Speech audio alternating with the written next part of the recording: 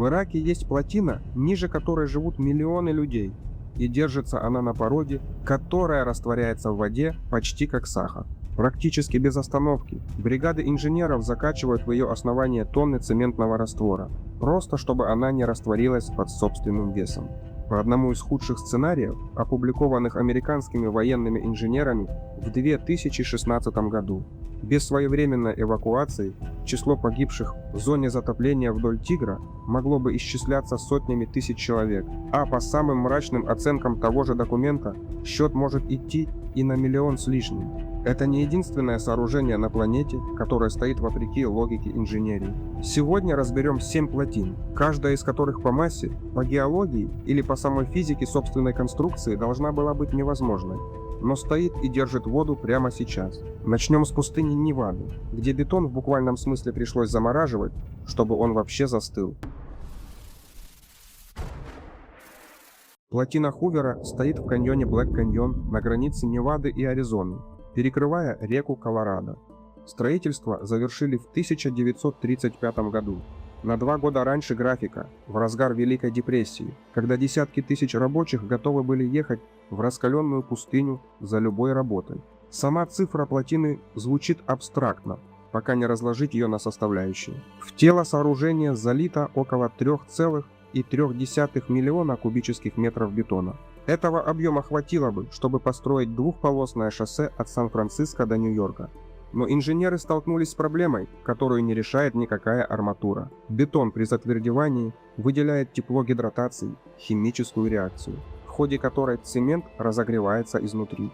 В обычной конструкции этот жар безболезненно уходит в воздух, но если залить такую толщу одним сплошным монолитом, теплу просто некуда деваться. По расчетам инженеров, центр массива остывал бы до температуры окружающей среды больше века. Все это время внешние слои бетона уже остывали бы и сжимались, а раскаленная сердцевина еще нет. Разница температур неизбежно разорвала бы монолит трещинами изнутри. Решение придумали радикальное. Плотину залили не одним массивом, а серией отдельных вертикальных колонн блоков, а внутрь каждого блока проложили сеть трубопроводов из тонкой стали с суммарной протяженностью свыше 800 километров. По этим трубам гнали ледяную воду с ближайшей холодильной станции, буквально высасывая тепло из бетона изнутри, блок за блоком, пока каждый не остывал до нужной температуры. Только после этого зазоры между блоками заливали цементным раствором, сшивая колонны в единый монолит. Без этой инженерной уловки плотина Хувера в известном нам виде просто не могла бы существовать физически. Строительство стоило также и человеческих жизней. Официально при возведении плотины погибли 96 человек от падений, обвалов и несчастных случаев со взрывчаткой. Историки спорят, что эта цифра занижена, поскольку официальный список не включает смерти от отравления угарным газом на подъездных туннелях, которые власти Невады классифицировали как пневмонию, чтобы не платить компенсации подрядчику, но даже по официальным данным, каждая плита этой стены в буквальном смысле охлажденная заморозкой инженерная победа над самой физикой бетона. Ради этой стройки в пустыне буквально с нуля вырос город Болдер-Сити. Правительство построило его специально для рабочих и их семей, потому что ближайший населенный пункт находился слишком далеко для ежедневных смен в 40-градусную жару. Сегодня, спустя почти 90 лет, плотина Хувера по-прежнему вырабатывает электричество для миллионов домов в Неваде, Аризоне и Калифорнии, а ее турбинный зал ежегодно посещают миллионы туристов, которые часто даже не задумываются, что стоят внутри сооружения, застывание которого инженеры в буквальном смысле ускорили при помощи холодильной установки размером с завод. Хувер удалось построить именно потому, что инженеры нашли способ обойти ограничения самого бетона. Но после завершения строительства Хуверу не требуется постоянно заново укреплять собственный фундамент. Рутинное обслуживание? Да, но не борьба за само существование этого грандиозного сооружения. Следующей плотине в нашем списке требуется именно это. Ее приходится лечить постоянно, чтобы она вообще осталась стоять. Масульская плотина на реке Тигр в северном Ираке. Крупнейшая плотина страны и одна из самых опасных гидротехнических конструкций на Земле, если верить американским военным инженерам, которые изучали ее после вторжения 2003 года. Проблема заложена в самом фундаменте. Иракские геологи в 70-х годах знали, что участок реки, выбранный для строительства, стоит на гипсе и известняке карсте, породах, которые растворяются в проточной воде на протяжении десятилетий. Но политическое решение уже было принято, и плотину построили именно здесь, завершив строительство в 1984 году. С первого дня эксплуатации под сооружением начали образовываться пустоты, карстовые полости, вымытые водой, просачивающиеся сквозь тело плотины и ее основание. Единственный способ удержать плотину в рабочем состоянии – это непрерывный процесс, который инженеры называют грутинг. Под давлением закачивают цементный раствор в скважины под фундаментом, заполняя новые пустоты быстрее, чем их успевает вымыть вода. Это не разовый ремонт. Это процесс, который идет без остановки с момента открытия плотины. Иракские бригады, а после 2003 года и подрядчики, работающие с армией США, закачивают тысячи тонн раствора ежегодно, просто чтобы сохранить статус-кво. В феврале 2016 года посольство США в Багдаде опубликовало официальную памятку для иракских граждан на основе выводов инженерного корпуса армии США. При катастрофическом разрушении плотины волна затопит Мосул, дойдет до Тикрита и в течение нескольких суток докатится до Багдада. По этим оценкам, число погибших в зоне затопления могло составить от 500 тысяч до почти 1,5 миллиона человек, если люди не успеют эвакуироваться. Один из самых высоких показателей потенциальных жертв, когда-либо связанных с разрушением одного инженерного сооружения. Сам инженерный корпус армии США публично называл Мосульскую плотину объектом с беспрецедентным риском катастрофического разрушения. Сегодня итальянская компания, выигравшая контракт на модернизацию, продолжает закачивать раствор и укреплять основания. Но геологическая природа проблемы никуда не делась. Пока стоит плотина, гипс под ней продолжает растворяться. И единственное, что удерживает воду над головами миллионов иракцев, это непрерывная человеческая работа, которая не может остановиться ни на день. Показательно, что даже во время боевых действий, когда в 2014 году плотина ненадолго оказалась под контролем боевиков Исламского государства, одним из первых требований международной коалиции было вернуть контроль именно над ней.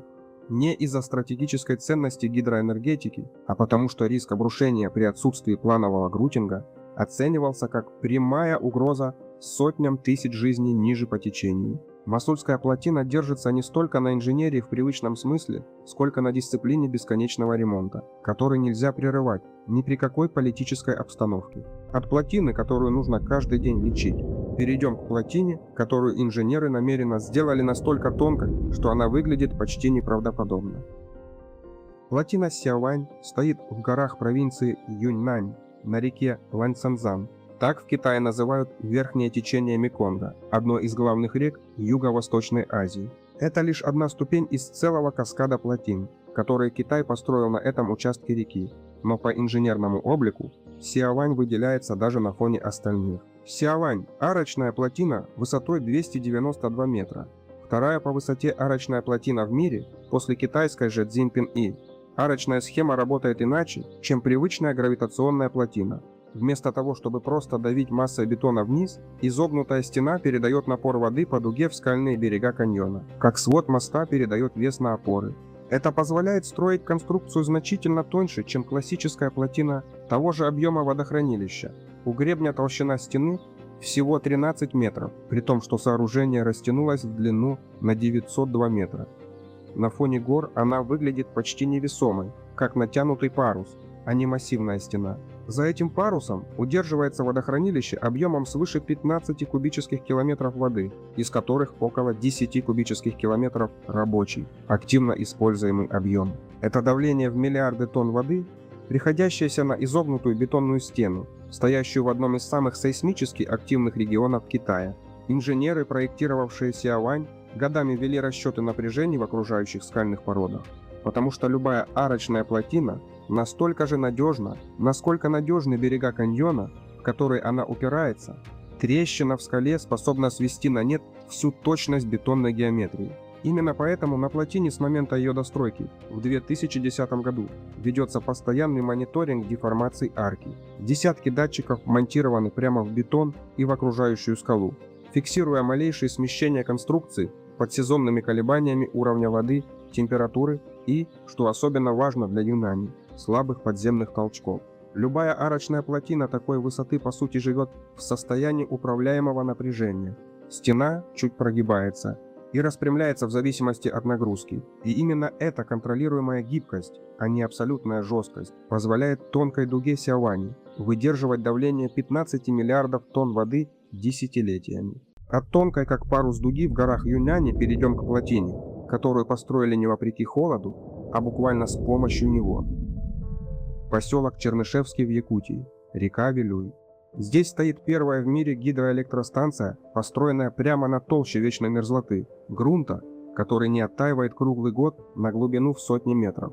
Зимой температура здесь опускается ниже минус 60 градусов, и именно этот холод сделал невозможным привычный способ строить плотины. Обычная гравитационная плотина – это по сути монолит из бетона. Но в условиях, когда температура воздуха месяцами держится ниже минус 50, обычное бетонирование становится крайне ненадежным. Вода в свежем растворе рискует замерзнуть быстрее, чем цемент успеет вступить в реакцию и набрать прочность, а значит конструкция получит внутренние дефекты, которые невозможно исправить после застывания. Строить здесь классический бетонный хувер было попросту нельзя, поэтому инженеры выбрали противоположный путь. Вместо того, чтобы бороться с холодом, они поставили его на службу плотине. Вилюйскую ГЭС построили как каменно-набросную плотину. Гигантский вал из скальной породы и грунта высотой 75 метров и длиной 600 метров, с водонепроницаемым ядром внутри. Укладку этого ядра ввели зимой, намеренно, чтобы оно промерзло насквозь и превратилось в сплошной непроницаемый монолит. Расчет оказался настолько точным, что и сегодня, спустя десятилетия, внутренняя температура плотины круглый год держится около минус 5,5 градусов, плотина в буквальном смысле остается собственной морозильной камерой даже в короткое якутское лето. Это полная противоположность тому, что мы видели у плотины Хувера. Там инженеры боролись с теплом, которое грозило разорвать бетон изнутри. Здесь, наоборот, холод не враг, а сама несущая конструкция. Именно мерзлое ядро не дает воде просачиваться сквозь тело плотины. Случись что-то, что растопит это ядро изнутри, вся инженерная логика сооружения окажется под вопросом. Многие технические решения, примененные здесь, до этого никогда не отрабатывались в мировой гидротехнике. Проект в буквальном смысле собирали с нуля, опытным путем в одном из самых суровых климатов планеты. Сегодня Вилюйская ГЭС остается системообразующим источником энергии для промышленности Якутии, включая крупнейшие в стране разработки алмазных месторождений. Но в инженерном смысле она навсегда осталась экспериментом, который сработал. Единственный способ удержать воду здесь оказался в том, чтобы удержать холод. От плотины, которая держится собственным холодом, переместимся к плотине, которую годами пытаются спасти от собственной силы. Она вгрызается в скалу под собой быстрее, чем инженеры успевают ее латать. Плотина Кариба стоит на реке Замбези, на границе Замбии и Зимбабве, и удерживает озеро Кариба, крупнейшее по объему рукотворное водохранилище на планете, около 180 кубических километров воды. Построенная в конце 50-х годов, эта плотина преподнесла инженерам сюрприз, которого никто не закладывал в проект. Пока водохранилище заполняли, в 1963 году в районе Карибы произошло землетрясение магнитудой 6,2, один из самых сильных сейсмических толчков, которые когда-либо связывались с деятельностью человека. Кариба с тех пор один из хрестоматийных примеров так называемой наведенной сейсмичности. Исследователи связывают серию местных землетрясений именно с заполнением гигантского водохранилища. Механизм здесь не в том, что вода надавила сверху. Дополнительная масса воды и ее просачивание в трещины горных пород меняют напряжение и давление внутри уже существующих в земной коре разломов. И это способно спровоцировать подвижку там, где без плотины она, возможно, еще долго не произошла бы. Сама плотина не создала эти разломы. Она, судя по всему, лишь ускорила процессы, которые копились в земной коре, независимо от нее. С тех пор регион вокруг Карибы продолжает периодически трясти. Несколько толчков магнитудой выше 4 зафиксировали здесь в декабре 2024 года. Но сейсмичность не единственная и даже не главная опасность Карибы. Десятилетиями мощная струя воды, сбрасываемая через водосброс плотины, била в одну и ту же точку скального основания у подножия стены и постепенно выдолбила в камне яму глубиной около 90 метров. Эта промоина медленно подбиралась к самому фундаменту плотины, угрожая буквально подмыть сооружение изнутри. По оценке Африканского банка развития, катастрофическое разрушение плотины Кариба могло бы унести более 500 тысяч жизней и затронуть почти 3 миллиона человек ниже по течению Замбези. То есть плотина, которая когда-то удивила инженеров пробужденными землетрясениями, десятилетия спустя начала разрушать сама себя силой собственного водосброса. Осознав масштаб угрозы, международная коалиция инженеров затеяла один из крупнейших ремонтных проектов в истории гидротехники. С промоины вырубили и вывезли свыше 300 тысяч кубических метров скальной породы. Укрепили склоны анкерами и бетоном. Одно ямы переформировали так, чтобы струя воды больше не била в одну точку, а рассеивалась безопасно. Саму промоину полностью переформировали и стабилизировали еще в 2024 году. А весь ремонтный проект в целом, по данным на середину 2026, выполнен уже более чем на 90% и должен полностью завершиться до конца года. Кариба – редкий пример плотины, которую пришлось спасать не от внешней геологии, как Мосульскую, а от разрушительной силы ее же собственной штатной работы. От плотины, которая сама себя точит, перейдем к плотине, чье влияние вышло далеко за пределы одной страны, вплоть до скорости вращения всей планеты. Плотина Три ущелья на реке Янцзы в Китае – крупнейшее по установленной мощности гидроэнергетическое сооружение в истории человечества. Высота плотины – 175 метров, а объем образованного ею водохранилища – около 39,3 кубических километров воды, растянутого вверх по течению более чем на 600 километров. Именно этот исполинский объем удерживаемой воды и стал причиной эффекта, о котором мало кто задумывается, глядя на плотину. Специалисты НАСА, изучавшие изменения распределения массы на поверхности планеты, произвели расчет, не прямое наблюдение, а именно вычисление на основе физики вращающихся тел, по которому около 40 миллиардов тонн воды, поднятой водохранилищем на высоту 175 метров над уровнем моря, должны были незначительно изменить момент инерции Земли. Согласно этому расчету, эффект эквивалентен замедлению вращения планеты примерно на 0,06 микросекунды и смещению географического положения земной оси на несколько сантиметров. Это не значит, что кто-то зафиксировал, как сутки внезапно стали длиннее. Эффект в 1000 раз меньше естественных колебаний вращения Земли от землетрясений и сезонного перераспределения масс в атмосфере. Но сам факт, что расчет для одной инженерной конструкции в принципе попадает в ту же физику, что и расчеты для землетрясений, ставит Три ущелья в отдельную категорию сооружений. Строительство плотины стало не только инженерным, но и одним из крупнейших социальных проектов в истории Китая. Для создания водохранилища власти переселили, по разным оценкам, от 1 до 1,5 миллионов человек, затопив свыше 13 городов и более 1300 археологических и исторических памятников, включая участки, связанные с многотысячелетней историей региона. Проект защищает миллионы человек ниже по течению от катастрофических паводков, регулярно случавшихся на Янцзы на протяжении веков, и одновременно вырабатывает электроэнергии больше, чем любая другая станция на планете. Но именно эта концентрация массы, силы и последствий геофизических, экологических и человеческих в одном сооружении делает Три ущелья, пожалуй, самой обсуждаемой плотиной современности. Отдельного упоминания заслуживает то, как плотина решает проблему судоходства, поскольку перепад высот между верхним и нижним бьефами составляет более 100 метров.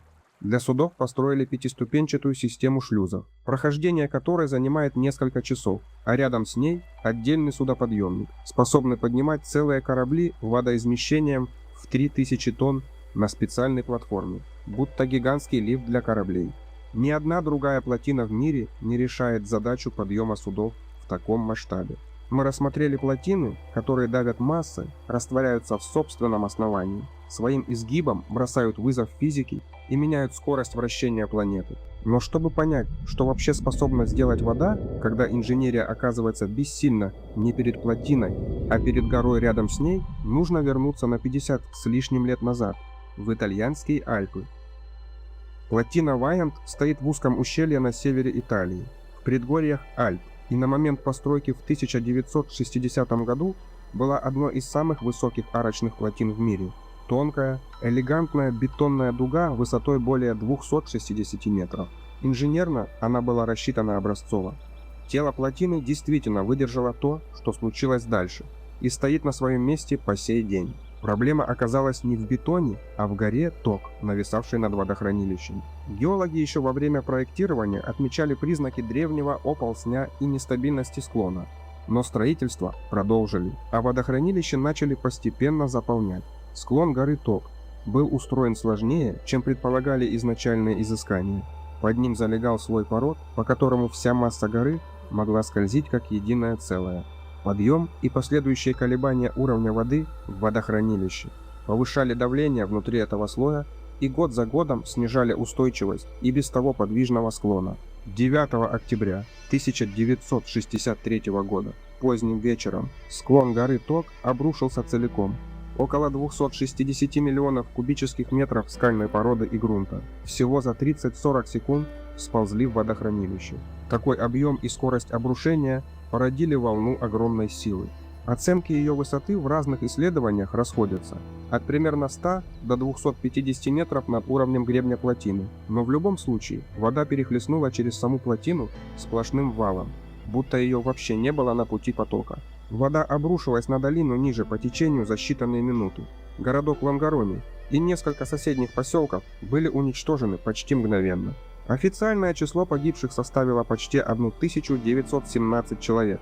По разным оценкам, катастрофа унесла жизни от 1500 до 2000 человек. Точное число до сих пор оспаривается историками из-за неполных данных о временных жителях долины в ту ночь. Плотина выдержала. Гора – нет. Сама бетонная арка Вайонт пережила удар практически без повреждений. Инженерный расчет оказался настолько точным, что сооружение выстояло под нагрузкой, для которой изначально не проектировалось. Именно поэтому Вайонт стала хрестоматийным примером в учебниках по инженерной геологии. Катастрофа произошла не из-за отказа плотины как конструкции, а из-за того, что при проектировании недооценили устойчивость всего склона, на который эта плотина опиралась. Механизм скольжения породы по глубинному геологическому слою оказался сложнее, чем считали инженеры того времени. Сегодня опустевшее водохранилище Вайонт стоит почти пустым, а сама плотина превращена в мемориал и место, куда студентов геологических факультетов до сих пор привозят, что показать живой урок о том, что даже безупречный бетон бессилен, если не учтена гора рядом с ним. Самое страшное в этой истории то, что движение горы видели приборами. В последние недели перед катастрофой геологи фиксировали, что склон смещается все быстрее, и даже начали частичную эвакуацию некоторых построек ниже плотины. Они знали, что гора движется. Ошибка была не в том, случится ли обвал, а в том, с какой скоростью он произойдет. Инженеры готовились к постепенному, растянутому во времени сползанию породы, а не к мгновенному коллапсу всего склона за считанные секунды. Именно этот просчет не в бетоне, а в скорости геологического процесса стал главным уроком катастрофы Вайонт для инженеров-геологов по всему миру. 7 плотин, 7 разных способов бросить вызов физике, геологии и собственной конструкции. Одни держатся массой бетона, охлажденного в буквальном смысле льдом, как хувер, другие – тонкой дугой, рассчитанной с точностью до миллиметра, как сиавань. Третьи выживают только благодаря практически непрерывной человеческой работе, как Масульская плотина. Есть плотина, которая держится не вопреки холоду, а благодаря ему, как Вилюйская ГЭС, и плотина Кариба, чье водохранилище изменило напряжение в земной коре под собой и десятилетиями точит сама себя. Есть сооружение, водохранилище которого перераспределило такую массу воды, что по расчетам физиков это способно измеримо повлиять даже на вращение планеты, как 3 ущелья. И есть плотина, которая напоминает о самом неудобном инженерном факте из всех. Иногда безупречно рассчитанный бетон бессилен перед тем, что происходит не в самой плотине, а в горе рядом с ней.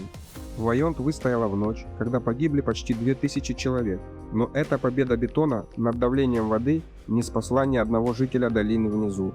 Если вдуматься, все 7 этих сооружений объединяет одно.